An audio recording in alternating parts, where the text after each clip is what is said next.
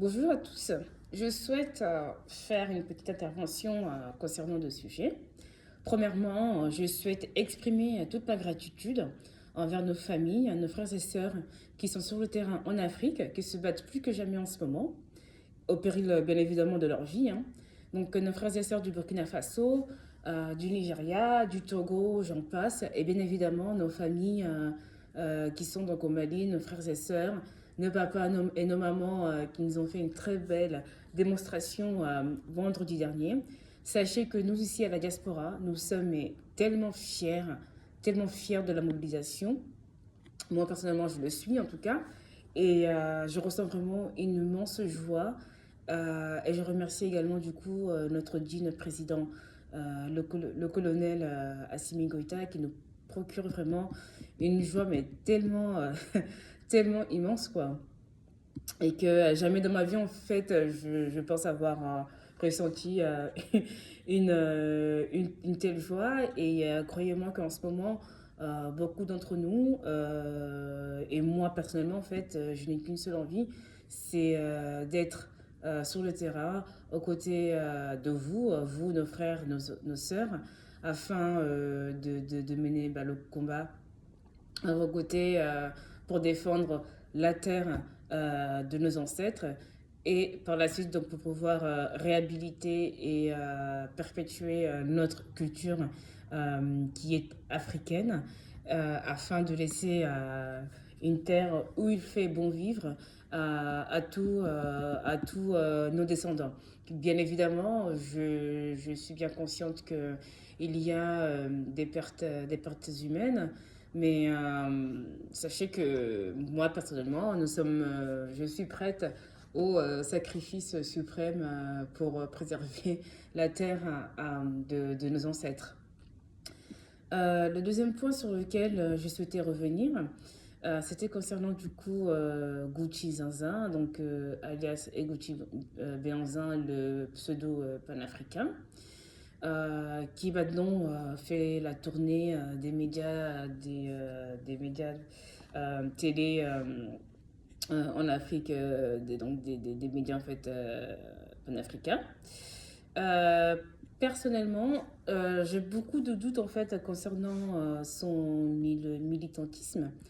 En fait, je m'explique. Sachez que j'ai effectué quelques recherches sur son passé afin de comprendre d'où vient ses financements et qui lui permettent en fait de réaliser toutes ses activités. Donc j'ai bêtement en fait tapé son nom sur Google et j'ai donc appris que cette personne, jusqu'en 2014, vivait de petits boulots et des aides de l'État français. Je n'ai trouvé aucun CV lui concernant. Et j'ai également appris qu'en 2014, il a été condamné pour viol sur un enfant mineur handicapé de 16 ans. Viol qu'il a effectué avec trois autres de ses amis. Ils l'ont violé durant au moins 6 jours. Et résultat, en fait, il n'a écopé que de 18 mois de prison pour un viol sur mineur handicapé. Il faut également savoir en fait que cette personne, elle était également en fait, il était informateur de la police française. Ce qu'on appelle ici en fait, c'est un indique. Il y a même certains de ses amis qui sont aujourd'hui en prison, et bien à cause de lui, voilà, à cause de lui, il aura tendu des pièges en fait, et grâce à cela, aujourd'hui, ils sont derrière les barreaux, donc ils peuvent remercier leur grand ami.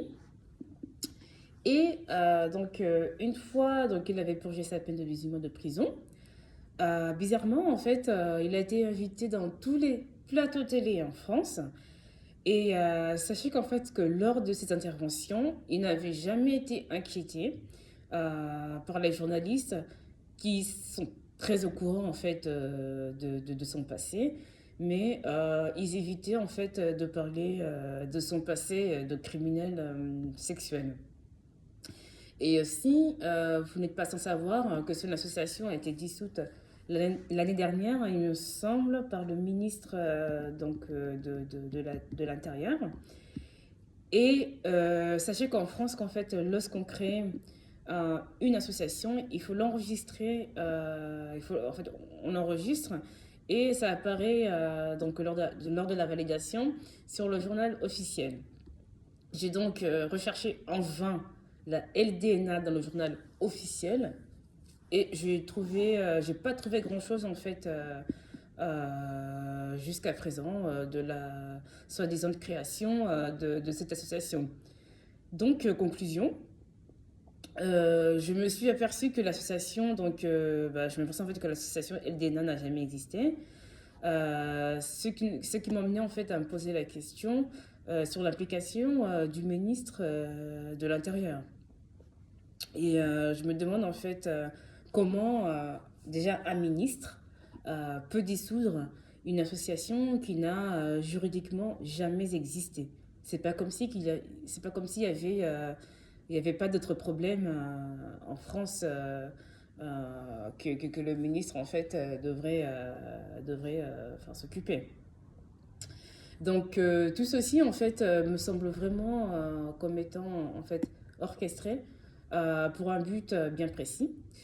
En fait, personnellement, je ne critique pas ces actions en Afrique et au Venezuela, mais moi, ce qui me pose la question est vraiment de savoir comment une personne qui vivait de petits boulots pardon, avant son incarcération et qui vivait également donc des aides de l'État, comment peut-il financer ce train de vie entre l'association et sa vie de famille, en sachant que c'est un père de famille, il a 4 enfants, donc financièrement, il faut le supporter.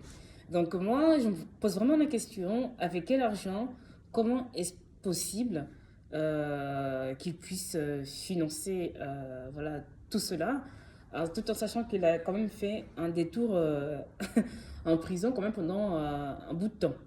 Et je vous rappelle que, bien évidemment, être panafricain n'est pas un métier, hein, parce que on l'a tous travaillé, donc pour subvenir à nos besoins. Donc enfin, le fait d'être militant ne nous garantit pas un revenu, ne nous donne même aucun revenu, hein, pour la plupart d'entre nous. Et même les panélistes, les vrais panélistes qui interviennent sur Africapedia par exemple, je ne pense pas qu'ils soient rémunérés, très honnêtement. Donc voilà.